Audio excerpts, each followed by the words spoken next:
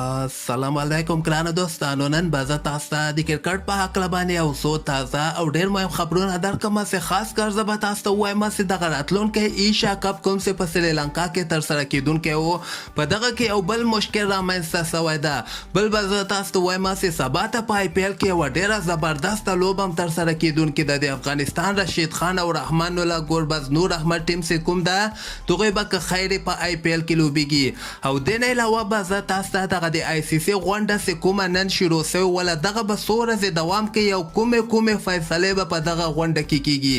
او بل به زه تاسو ته د پاکستان یونس خان او عمر ګل هم تېره ورځ د افغانستان ملي ټیم لوبغاړو ته یعنې کوچنګ یې وکړه، دوی ته ټریننګ ورکړی ده. مهم معلومات در سره شریکوم. ویډیو تر اخره پورې وګورئ، په هر څه به تاسو پوهیږئ. نو راځم اول زه تاسو ته دغه راتلونکی ایشیا کپ کوم چې په سریلانکا کې ترسره کیدونکی او د دغه تاریخونه هم د ایشین کرکټ کونسل له طرف نه خو اعلان شوي ول، یعنې 18 اګست باندې به ایشیا کپ لوبې شروع کیږي. خو دغلته به زه تاسو ته یو ډېر بد خبر درکړم چې په سریلانکا کې دغه سیاسي حالت ډېر زیات خراب شوي دي. سریلانکا کې چې کوم دغه یوکرین او د راشیا چې کوم جنګ و، هغه نه متاثره شوي دي. او بل دغه سریلانکا کې قیمتي ډېره زیاته شوې ده، د دوی اکانومي مکمل ختمه شوې ده. خلک سریلانکا نه تښتي، زیاتره سریلانکا دغه سریلانکا والا خلک هم هندوان دي، نو زیاتره د سریلانکا خلک هندوستان په طرف باندې روان شوي دي. اول ته غلاګانې هم ډېرې زیاتې شوي دي او د سریلانکا پیسه هم ډېره زیاته لاندې غورځېدلې ده. نو ډېر بد حالت په سریلانکا کې شوي دي چې کوم په وجه باندې به سریلانکا لپاره ډېره مشکل چې ایشیا کپ ترسره شي. دغه غټ مشکل ایشیا کپ کې رامنځته شوی ده. خو نو که چېرته دغه 2-3 میاشتو کې د سریلانکا حالت سم نه شول، نو بیا به ایشیا کپ سریلانکا په ځای باندې په دوبۍ کې او یا به په بنګلادیش کې ترسره کیږي. خو فلحال د ایشین کرکټ کونسل له طرف نه دغسې فیصله نه ده اخیستل شوې. خو سریلانکا کې نن سبا حالت ډېر زیات خراب دی. نه تنها د ایشیا کپ خبره ده، بلکې سریلانکا نشي کولی چې دغه د افغانستان او د پاکستان چې کوم د 53 اوريزو لوبو سیریز په سریلانکا کې ترسره کیدونکی و، د هغه هوسټینګ هم وکړي. او بل به زه تاسو ته وایم چې دغه پاکستان هم 2 میاشتې وروسته سریلانکا په طرف باندې روانېدو دغه هم چیلنج سره مخ شوي دي. اوس سریلانکا او پاکستان سره خبرې شروع کړې دي چې دغه سیریز کوم بل هیواد ته واړوي. خو فلحال دغسې خبرونه را روان دي چې سریلانکا کې حالت ډېر زیات خراب شوی ده.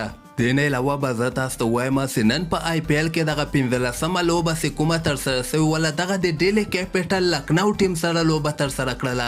دغه لوبه بیا لکنو په شلم اوور کې دغه لوبه یې ګټلې ده، یعنې 150 رنزه ټارګټ ډیلي کیپیټل ورکړی و. لکنو ټیم په شلم اوور کې دغه ټارګټ پوره کړی ده چې د دوی لپاره کوینټ ډي کوک 52 بالو باندې 80 مهم رنزونه کړي. او بل به زه تاسو ته ووایم چې سبا ته په آی پی ایل کې یوه ډېره زبردسته لوبه ترسره کیدونکې ده.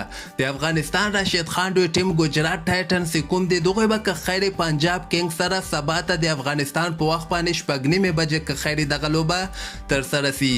او بل به زه تاسو ته دغه د آی سی سی غونډه چې کومه نن شروع شوله، نن اولنۍ ورځ وله، دغه غونډه به څلور ورځې دوام کوي.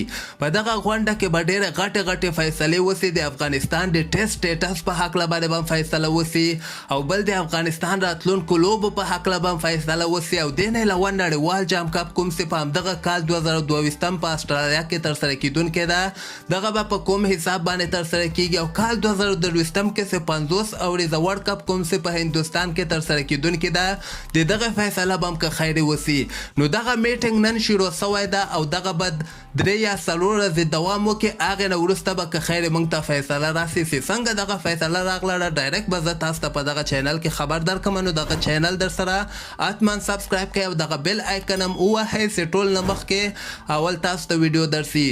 او بل به زه تاسو ته وایم چې د پاکستان یونس خان او عمر ګل چې کوم دی، هغوی هم د افغانستان ملي ټیم دغه کیمپ چې کوم دوبۍ کې لګېدلی ده، دغلته یو ځای شوي دي او دوی ته یې ټریننګ ورکول هم شروع کړی ده. بل طرف ته یونس خان بیا داسې وایي چې د افغانستان ځوان لوبغاړو کې ډېر زیات استعداد ده، او زه به کوشش کوم چې دغوی باندې لږ کار وکړي، دوی نه ډېر غټ لوبغاړي راتلونکي وخت کې جوړېدلی شي.